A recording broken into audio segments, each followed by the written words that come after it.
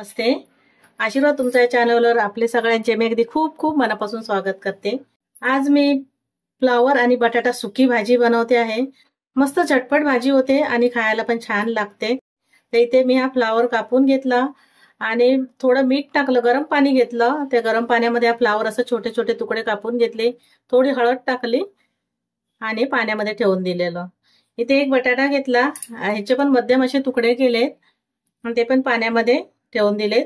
चला तर आपण आता लगेच रेसिपीला सुरुवात करूया. भाजी करण्यासाठी मी इथे कढई ठेवली आहे गॅसवर. त्यामध्ये तेल घालून घेते. जशी भाजी असेल त्याप्रमाणे तुम्ही तेल घालून घ्या. ही भाजी थोडी आहे त्याच्यामुळे मी 1 ते 2 चमचे फक्त तेल घातलंय. इथे आता तेल गरम झालंय. त्यामध्ये मी थोडंसं अर्धा चमचा एवढं जिरं घालून घेतलं. थोडासा हिंग घालते. एक कांदा चिरून घेतलाय, तो घालून घेते मी.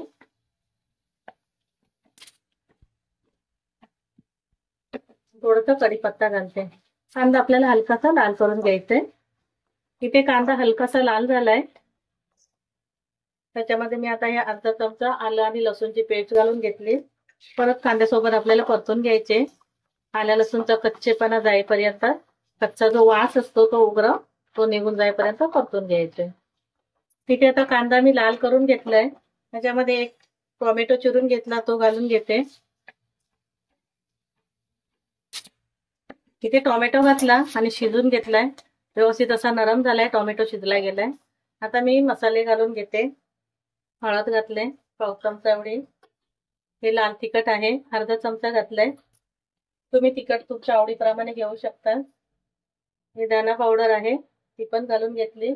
मीठ घालायचं आहे चवीप्रमाणे, जशी भाजी असेल त्याप्रमाणे. इथे मी हा किचन किंग मसाला घालते, अर्धा चमचा एवढा. मसाले तेलामध्ये परतून घेते कांद्यासोबत. ते मसाले घातले, मसाले जळू नये म्हणून थोडंसं मी फक्त 1 चमचाभर एवढंसं पाणी घालून घेते. अर्धा ते 1 मिनिट फक्त परतून घ्यायचे मसाले घातल्यावर. आता आपण पाण्यामध्ये फ्लावर घालून ठेवलेला, तो मी धुवून घेतलाय 2 ते 3 वेळा स्वच्छ असं. आणि तो फ्लावर घालून घेते. म्हणजे छोटे छोटे तुकडे करायचे फ्लावरचे, जास्त मोठे नाही करायचे. आणि बटाटा तोही घालून घेते. आता परतून व्यवस्थित असं मिक्स करून घ्यायचं. मी सुकी भाजी बनवणार आहे. तर तुम्हाला रस्स्याची भाजी बनवायची असेल तर गरम पाणी करून घालू शकता.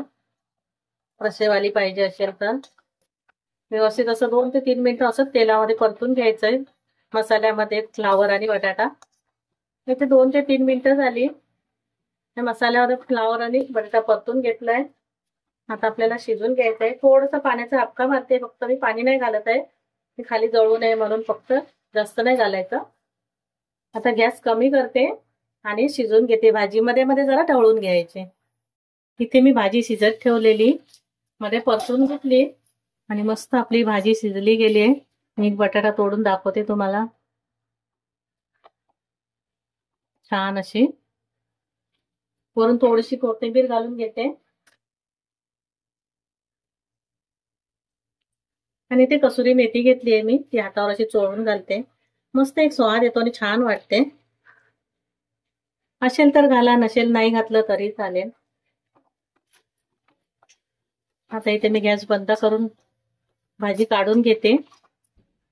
इथे आपली मस्त अशी फ्लावर बटाटा सुकी भाजी तयार झाली आहे. खूप सोपी आहे बनवायला, एकदम झटपट होते, पण खायला पण तेवढीच छान वाटते. जेव्हा तुम्हाला माझी रेसिपी आवडली असेल तर लाईक करा, शेअर करा, सबस्क्राईब करा. धन्यवाद.